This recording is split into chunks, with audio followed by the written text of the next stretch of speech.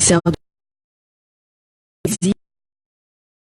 travers des informations bien fouillées concernant tous les domaines de la vie du pays. Le magazine Humura Burundi est diffusé sur le web, site de la rv.rpa.bi.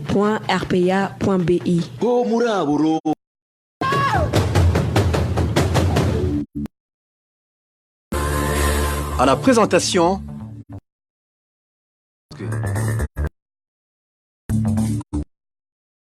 12 décembre 2019, mes chers auditeurs, au magazine Burundi, dont voici d'abord le responsable du commune Nyanzalak a été arrêté en pleine réunion au camp des réfugiés de Nyarugusu en 12 décembre sur la colline Nyemhundu en province Chiwit. Enfin, le ministre de l'Agriculture et de l'Élevage, le ministère de perpétré par des Imbonerakure, affirmé Human Rights Watch à travers un rapport sorti ce jeudi. Adjoint division crise et conflit ajoute que certains rapatriés qui se sont arrêtés ont témoigné que les Imbonerakure le tour. Suivez Jerry Simpson. Nous avons aussi parlé avec des réfugiés sur la situation au Burundi après leur retour à ce pays et avant qu'ils s'enfuient de nouveau vers le Ouganda. 4 parmi les 7 qui nous ont raconté de leur expérience ont affirmé que des membres des leur avaient volé la. Les journalistes du groupe de presse Iwachu Ejide Harerimana, Terence Mozenzi, Agnès Ndirubusa et Christine Kamikaze sont en détention depuis déjà 52 jours. Ils ont été appréhendés en octobre en province. Ici été rendu pour un reportage sur l'insécurité qui régnait en commune Musigati. Ces journalistes ainsi que leurs chauffeurs sont accusés de complicité d'atteinte à la sûreté intérieure de l'État.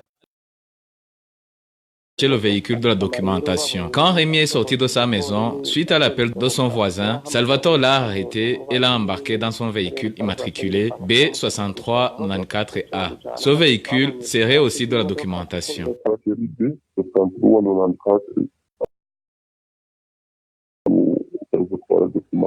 Ce jeudi matin, membre du parti nommé Zowakenga arrêté à la permanence du parti CNR de cette même localité de Kibembe.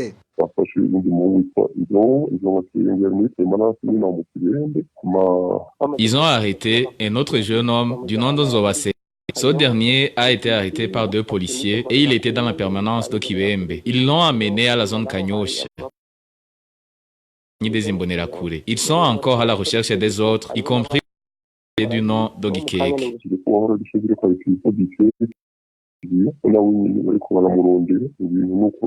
Le lieu de détention de Rémi Habyarimana est jusqu'à présent inconnu et il y aurait un autre plan visé à arrêter d'autres militants du parti CNR. À ce propos, la rédaction de la RPA a essayé de joindre Gabriel Kabura, administrateur de la commune Kanyosha, mais son téléphone sonnait sans que personne ne décroche. C'était un reportage signé Balthazar Miburo. Des policiers et des responsables des Imbonerakure sont dénoncés pour violenter les habitants du centre Gitega.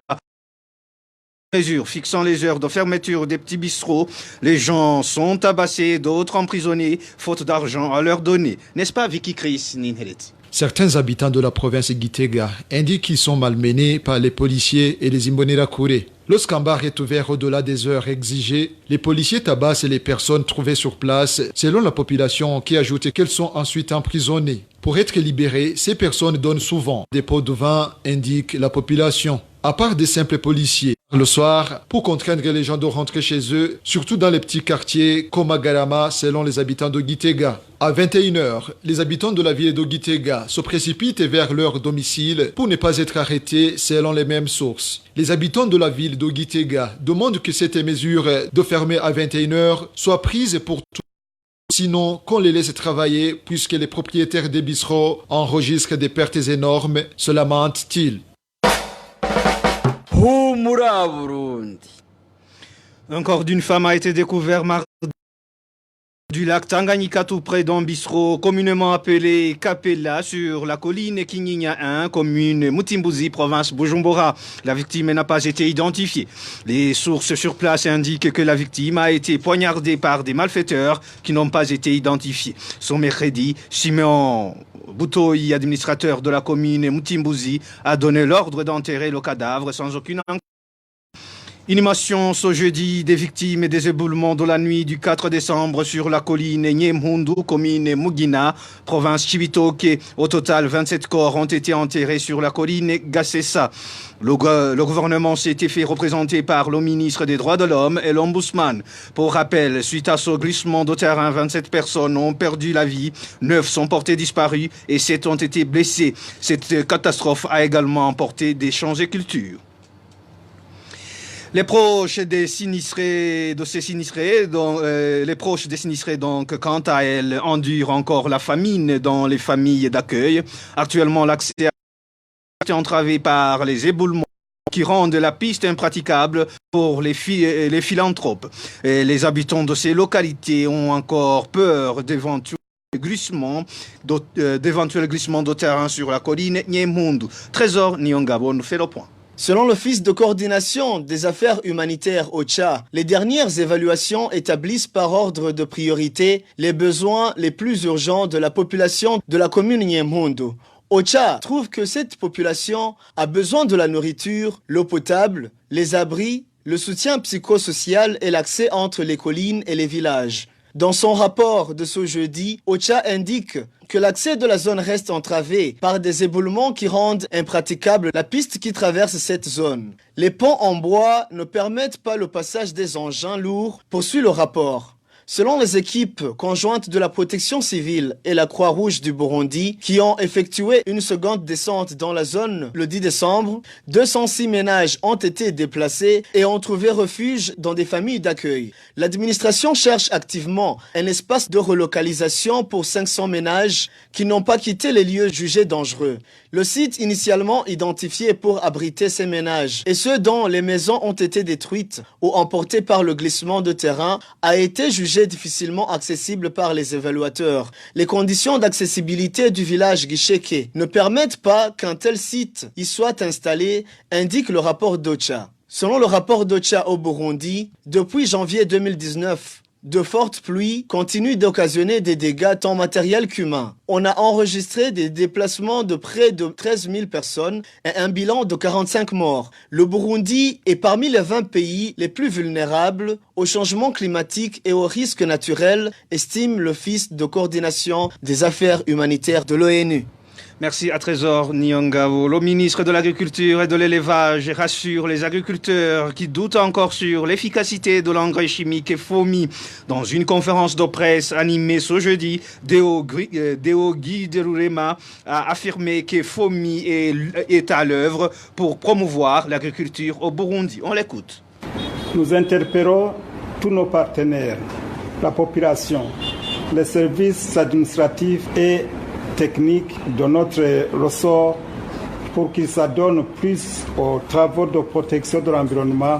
Sinon, tous les efforts seront voués à l'échec et cela aura un impact sur la production, les vies humaines et les marais aménagés au moment où ces marais améliorent les conditions de vie de la population. Nous voulons profiter de l'occasion pour démentir les rumeurs véhiculées par les gens mal intentionnés sur l'efficacité de l'engrais FOMI fabriqué dans notre pays, que les plantes sur lesquelles on l'a utilisé présentent un mauvais état végétatif. Nous voulons rassurer la population que l'usine FOMI est à l'œuvre pour garantir la disponibilité des engrais en quantité et en qualité. Pour une bonne préparation de la saison agricole 2022, le ministère de l'Environnement, de l'Agriculture et de l'Élevage, en collaboration avec l'usine FOMI, voudrait rassurer qu'ils ont déjà disponibilisé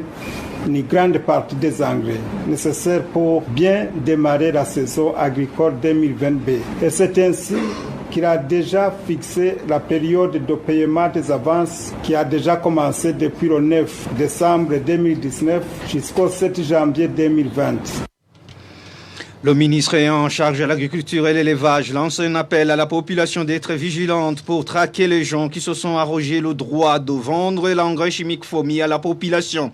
Dans cette conférence de presse, Deogui Derurema déplore le fait que des commerçants se font passer pour des agriculteurs afin de collecter l'engrais chimique FOMI pour le conserver dans leur stock. Deogui Derurema promet de récompenser ceux qui contribueront dans le découragement de tels commerçants. Le non-déblocage des fonds de démarrage des travaux par le ministère des Transports, des Travaux publics, de l'équipement et de l'aménagement des territoires est l'une des causes de la lenteur dans les travaux de réhabilitation du boulevard Mutaga 3 dans la commune urbaine Moua. Lieutenant-colonel Désiré Vanhunguka, directeur d'entreprise militaire Ruka Construction Enterprise, qui réhabilite cette route, indique que si ces fonds sont disponibilisés, ces travaux prendraient fin dans 1 mois et demi. Suivez. Comme défi, le premier défi que nous avons travaillé en période pluvieuse, qui a entraîné des fois l'arrêt des travaux. Le deuxième problème, c'est le déblocage des fonds de démarrage. Nous avons émis une facture depuis plus d'1 mois. On n'a pas encore été payé, mais malgré cela, les travaux continuent. On a fait recours à nos petits moyens. Et le troisième problème, c'est que parallèlement avec notre entreprise, les travaux de réhabilitation du pont et de l'exutoire faisaient partie des travaux qui devaient être faits par la BOUTIP. Là, on a fait une réunion avec les conseillers, réunion conjointe. Le rapport est chez le secrétaire permanent du ministère des Travaux publics. On attend l'issue pour savoir comment continuer les travaux et éviter le chevauchement au niveau des travaux, mais aussi au niveau des responsabilités. Nous demandons à notre maître de l'ouvrage, qui est le ministère des Travaux publics, de débloquer la facture de l'avance de démarrage pour continuer les travaux, mais aussi de faire un éclairage sur la situation, de partager en fait les responsabilités pour les travaux avec la boutique, pour savoir à quoi on doit s'en tenir. C'est pour en fait nous partager les travaux, éviter le chevauchement des travaux et des responsabilités. C'était le lieutenant-colonel Désiré Vanhunguka. Le boulevard Mutaga 3 est endommagé depuis le 14 avril 2019 suite à un ravet creusé par des pluies diluviennes et qui a causé jusqu'ici pas mal de dégâts. Il y a plus d'1 mois que les travaux de réhabilitation de ce boulevard ont été amorcés. Les habitants des quartiers Kinanila 2 et Kibenga s'inquiètent des eaux qui débordent les caniveaux d'évacuation et qui peuvent éventuellement détruire leur maison plutôt. Excusez. Et voilà, mes chers auditeurs, avant de clore ce magazine, revenons sur la messe des réfugiés burundais vivant dans la ville de Kigali, où ils ont organisé donc ce jeudi cette messe de requiem pour la commémoration de plus de 80 personnes tuées en date du 11 et 12 décembre 2015 dans différents quartiers de la ville de Bujumbura. C'était après l'attaque menée sur certains camps militaires. Cette messe se déroule maintenant au centre Christus de Remera dans la ville de Kigali. Au téléphone, je suis en direct avec Emmanuel Niungeko qui suit la messe. Est-ce que, Emmanuel, vous me recevez? Oui, je t'écoute, monsieur Janvier. Oui, exactement. Emmanuel, vous êtes au centre Christus de Remera où se déroule la messe de requiem pour la commémoration de plus de 80 personnes tuées en date du 11 et 12. Est-ce que tu peux nous dire en peu de mots quelle est l'ambiance qui règne au centre Christus? Oui, l'ambiance est très bonne. Si vous voulez, la salle du centre Christus est réservée à la prière et presque pleine de gens. Et la messe a commencé exactement à 17h45 minutes, comme c'était prévu sur le programme. Beaucoup de personnes, hommes, femmes, surtout les jeunes, ont répondu présents à l'appel qui avait été lancé par la communauté des réfugiés burundais, surtout ceux qui vivent dans la ville de Kigali. Mais on a constaté aussi que il y en a ceux qui sont venus de points le plus reculés, notamment dans la ville de Nyamata, située dans le secteur de Bugesera. Donc la salle est pleine de gens. Et la capitale rwandaise, on serait ici ceux qui sont venus aussi dans les autres coins de la capitale. Il y a aussi, ce que je vais souligner ici, ces gens nous ont signifié qu'ils sont venus pour se joindre à leur conseil des conseillers burundais dans le but dans cette organisation de la messe, comme nous l'ont signifié certains organisateurs de cette activité. C'est la commémoration de l'assassinat de plus de 80 jeunes qui ont été massacrés, si vous voulez, en date du 11 et 12 décembre 2015. C'était dans les quartiers dits contestataires du troisième mandat de Pierre Nkurunziza. Ici, il faut souligner également que ces personnes dont les cadavres jonchés dans les différentes rues de la ville de Bujumbura ont été massacrés par les forces de défense et de sécurité.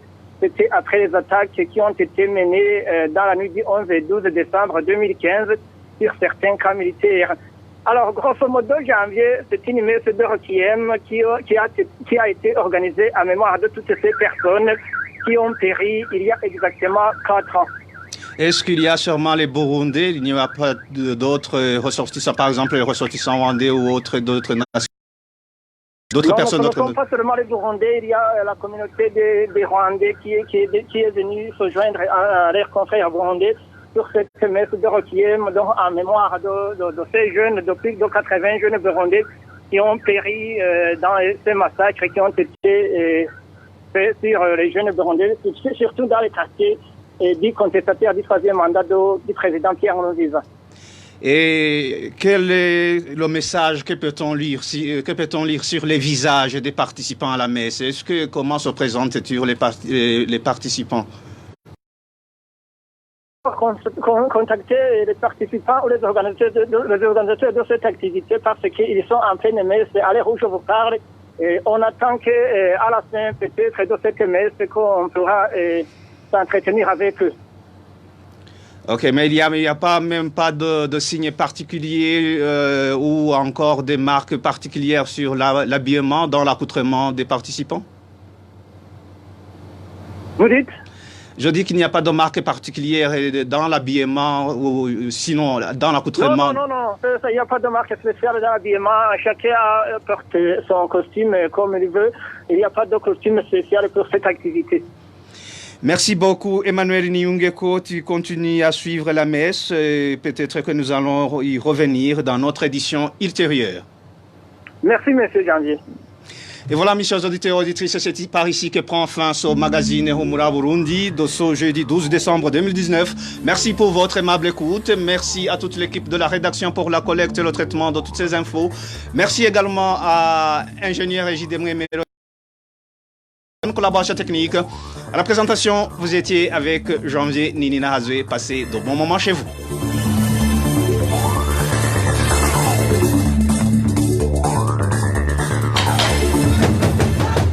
C'était le magazine Humura Burundi. Un magazine campant pour relier les Burundais en exil, et ce toujours au pays, à travers une information de qualité.